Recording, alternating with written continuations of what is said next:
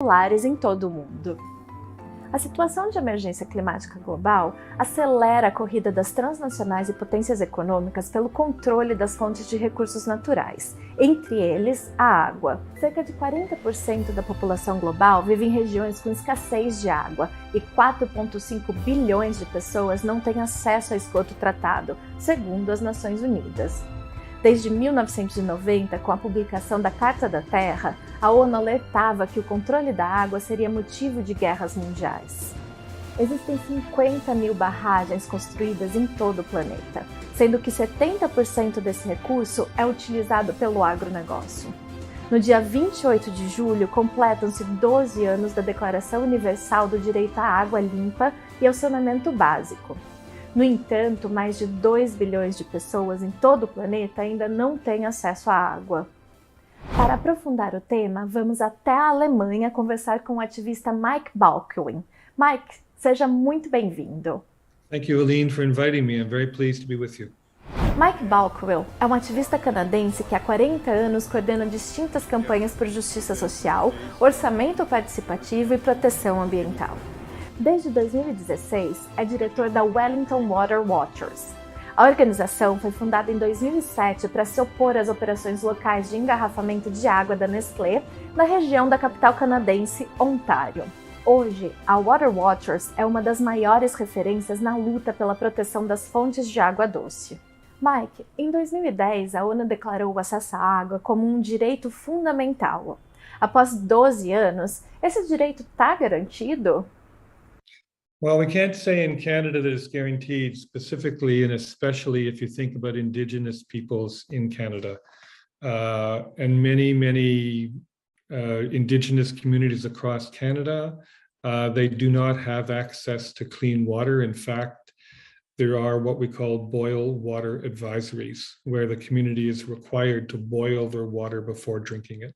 It is a terrific shame on Canada, which has one of the world's best public water and sanitation systems, that Indigenous people in so many communities should still be denied the access to clean water. A luta contra a mercantilização das fontes de água é uma das grandes frentes da organização da qual você faz parte, a Wellington Water Watchers. Quais são os principais agentes interessados e engajados em privatizar a água, Mike?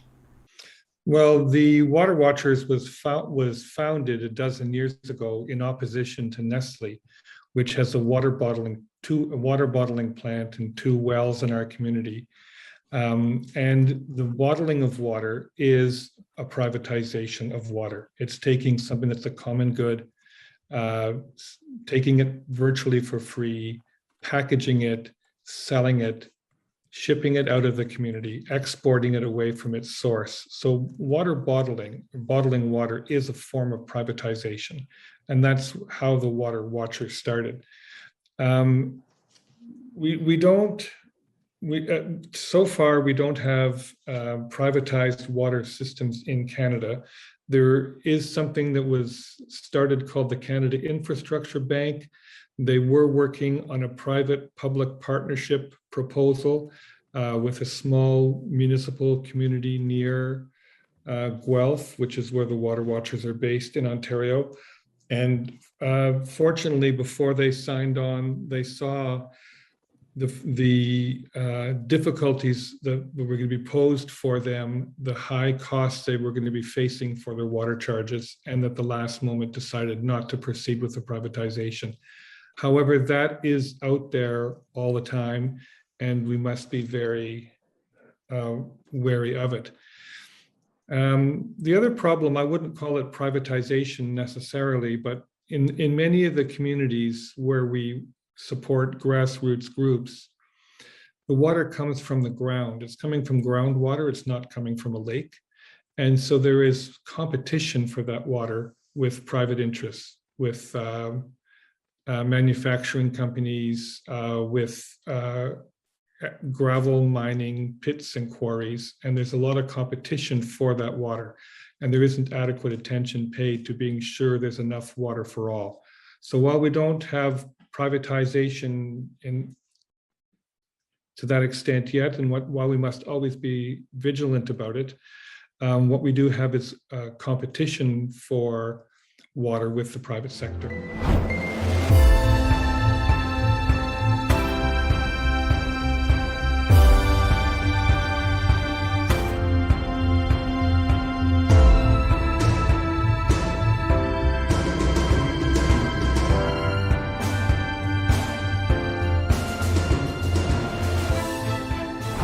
Você poderia nos falar um pouco mais sobre como esses atores atuam para conquistar esses objetivos?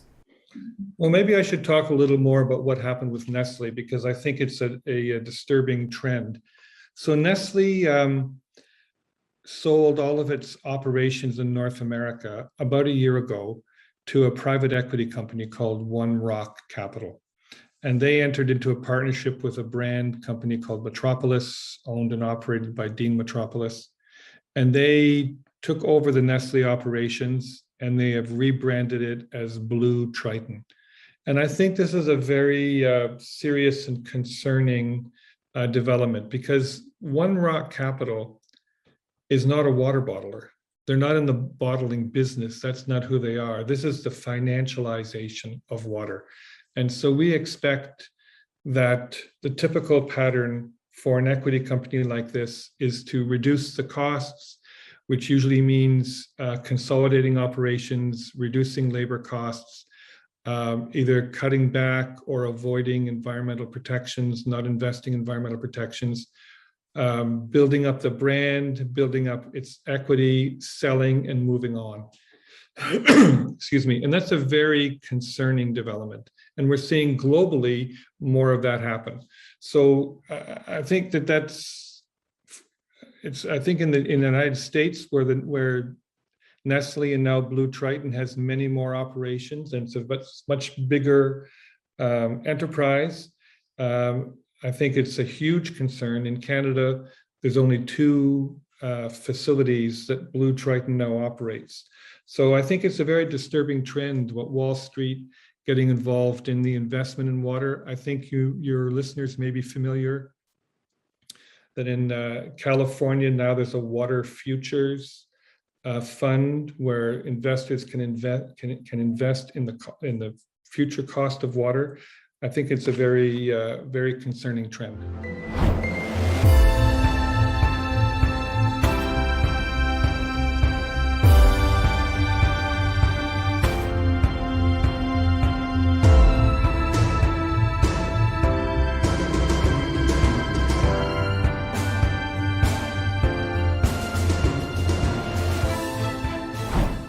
Outro caso que a sua organização está se mobilizando para enfrentar, certo? A Wellington Water Watchers está enfrentando a Votorantim, um conglomerado brasileiro que tem explorado pedreiras e mineração no Canadá. Nesse caso em especial, Mike, contra quais impactos vocês estão lutando?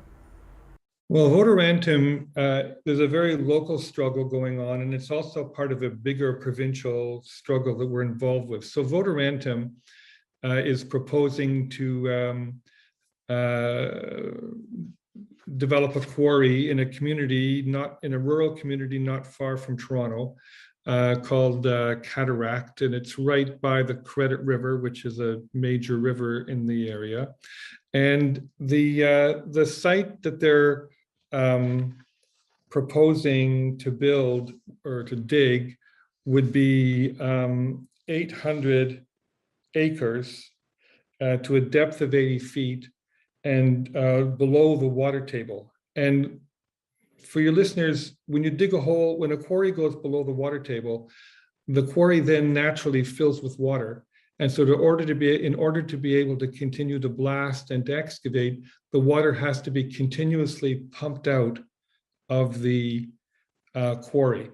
That water will be pumped out continuously for the next 50 to 100 years, will be pumped from the ground into the river.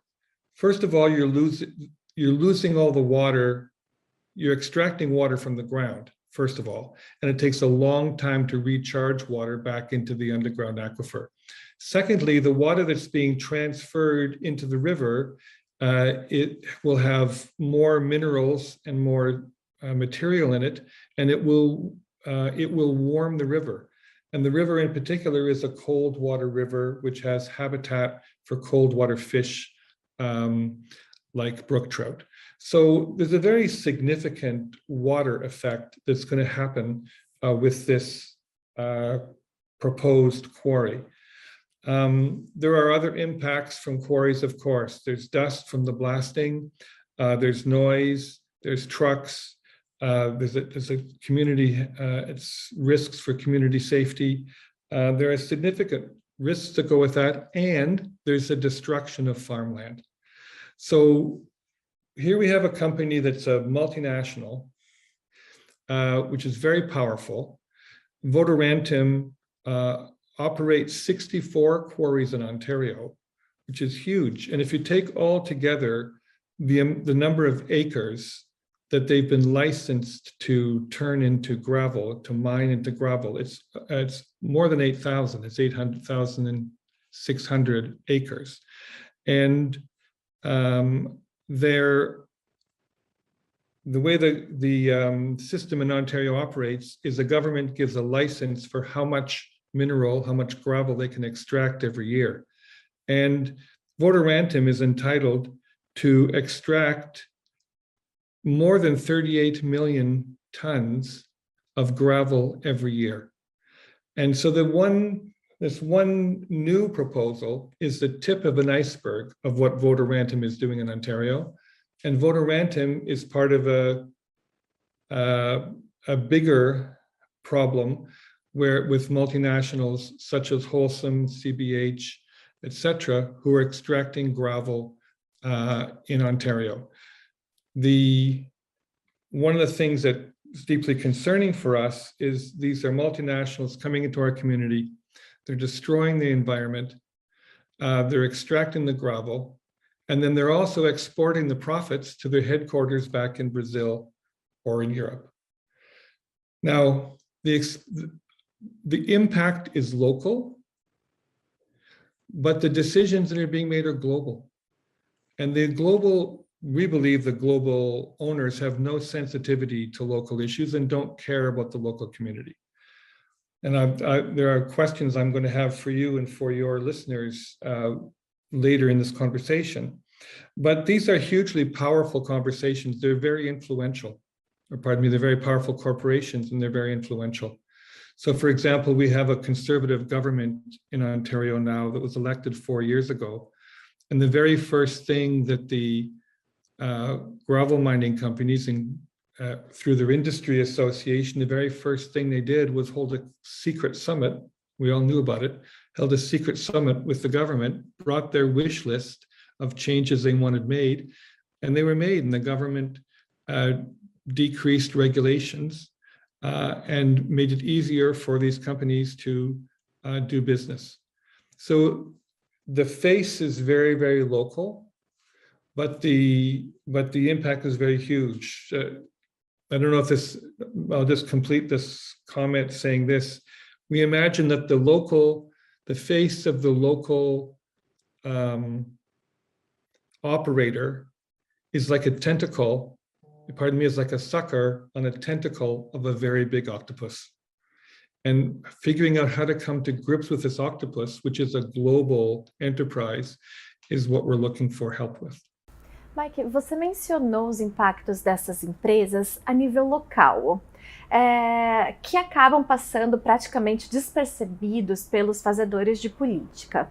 Ao mesmo tempo, essas empresas geram empregos ali naquelas localidades, entre outros aspectos que podem ser percebidos como desenvolvimento para essas comunidades, que são muitas vezes isoladas de outras fontes de recursos financeiros.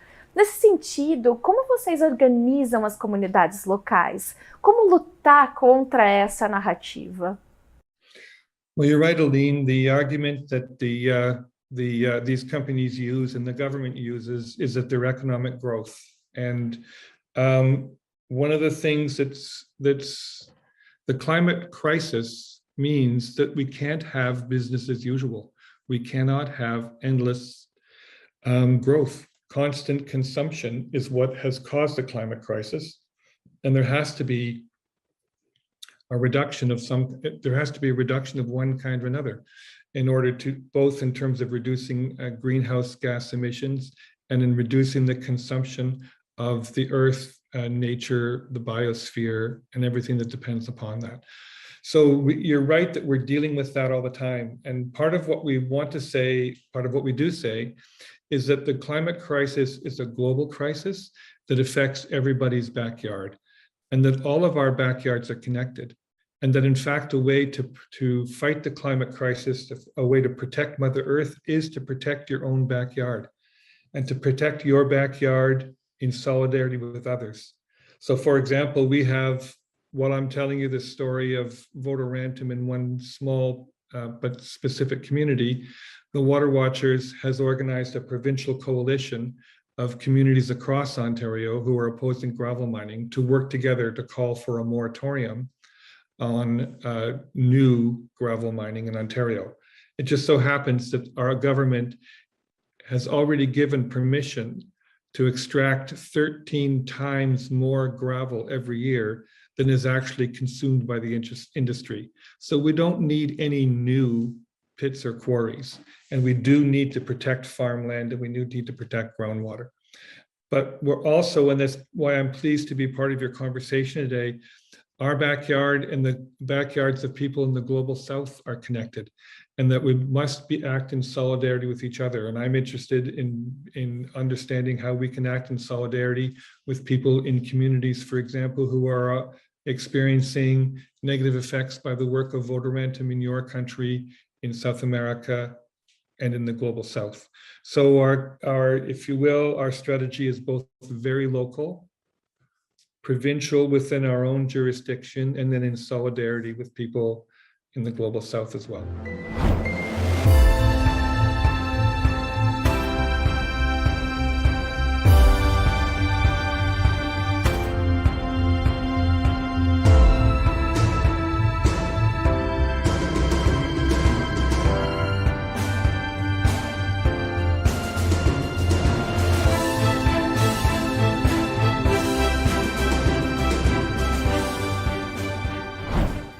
Tempo em que a Votorantim está explorando os recursos naturais do Canadá, o Canadá é um relevante explorador de recursos minerais no Brasil e vem ampliando esse papel desde 2017, quando 30 empresas já exploravam minérios em território brasileiro, causando diversos desastres ambientais. Mike, que tipo de cooperação pode ser feita entre os movimentos populares dos dois países para enfrentar essa situação? No, Aline, you're absolutely right. If my understanding is correct, the majority of international mining companies are located in Canada. That's where their headquarters are. And so, you know, the Water Watchers has grassroots supporters. We have a very small staff, but we have 6,000 people who are supporters of the Water Watchers. They are our members, and they're keenly aware and keenly interested in what's going on in the world. And if there was a call for action that we could take in support of communities in the global south, we'd be very interested in that. We have participated, if I go back to the water bottling issue for a second, the Water Watchers convened a meeting in Canada just before the pandemic, where we brought together people from communities in the United States, Europe, France, Switzerland, Brazil, to talk about water bottling. There's a water bottling company in Mexico, Danone, and their site was occupied for 6 months by the indigenous peoples of Puebla, and we broadcast a Zoom meeting with people and participated with people in Puebla on a Zoom meeting. We work very closely with Six Nations, which is the largest Indigenous community on a reservation in Canada. So we are experienced, we're open all the time for that, and we would welcome the opportunity to learn more about and support communities in Brazil in the ways that we can, who are dealing with the impacts of mining. Mike, o Fórum Mundial da Água é considerado o maior evento global com foco em questões relacionadas à água, reunindo empresas e governos a cada 3 anos. Como contraponto, foi criado o Fórum Alternativo Mundial da Água. Por que existe a necessidade de um evento alternativo? Well, Aline, your listeners may know more about this than I do, but the World Water Forum has a global privatization agenda. I mean, I think, am I right? Nestle, Coca-Cola, the big other companies, the Suez, etc. These are members of that forum, and they have a global agenda for privatization. And there needs to be a counterpoint to that, and that's the role that the World Alternative Water Forum plays. Now, I've never been there, and maybe someday we'll be able to do that. But I mean, how sad and how angry can we get that we're facing a climate crisis, we're facing drought, we're facing difficulties, and the global rich are moving to control the water market so they can make even more profits off of people's need and misery. It's just heart-wrenching, and it must be confronted.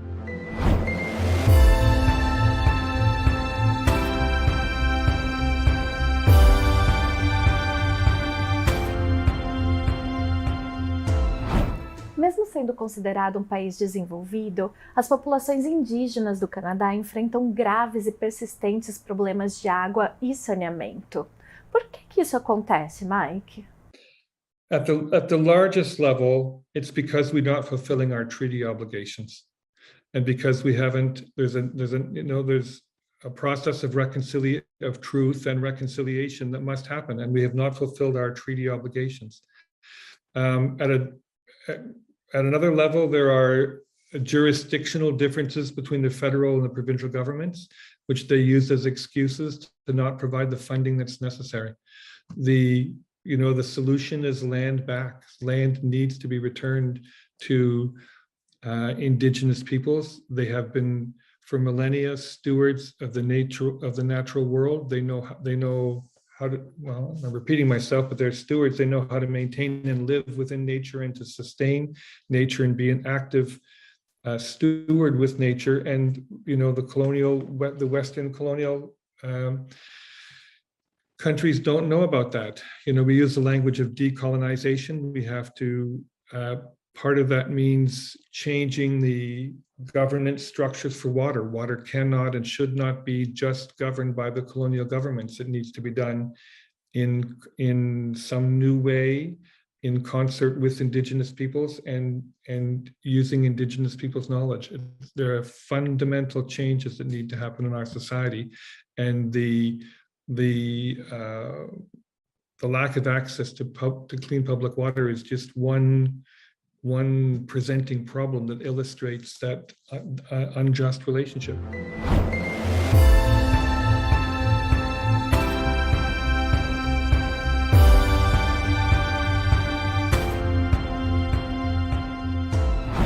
Como alternativa à privatização, existe a perspectiva da participação e do controle social na gestão das águas.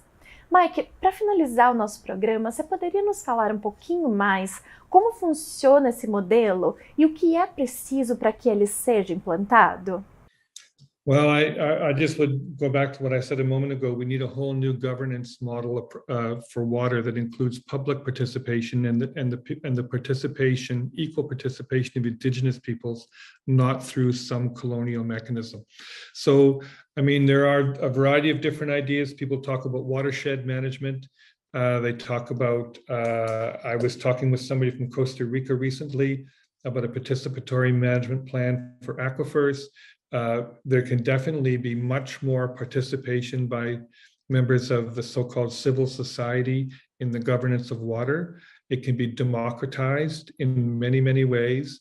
And in addition to all of that, there must be some kind of different approach to governance that's inclusive with indigenous peoples. So I think that's what will be my comment. And maybe, and I can just say one last thing as well as we're wrapping up, is that we're very interested in, we're looking for help too, and I have questions that somebody may be able to, your listeners may be able to answer, or organizations that are. So, for example, I read with interest the experience with voter rentum and price fixing and the cartel in Brazil.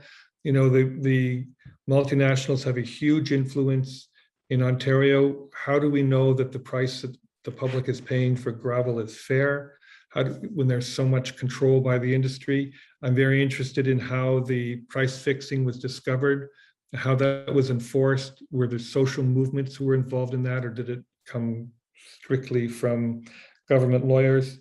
I'm also interested in knowing more about the lessons of people in Brazil in water protection. We learned a lot from people through Franklin Frederick about the successful work against Nestle, and took lessons from that. So we're keen for advice and help, and are interested in acting in solidarity too, in ways that are beneficial to grassroots groups in Brazil.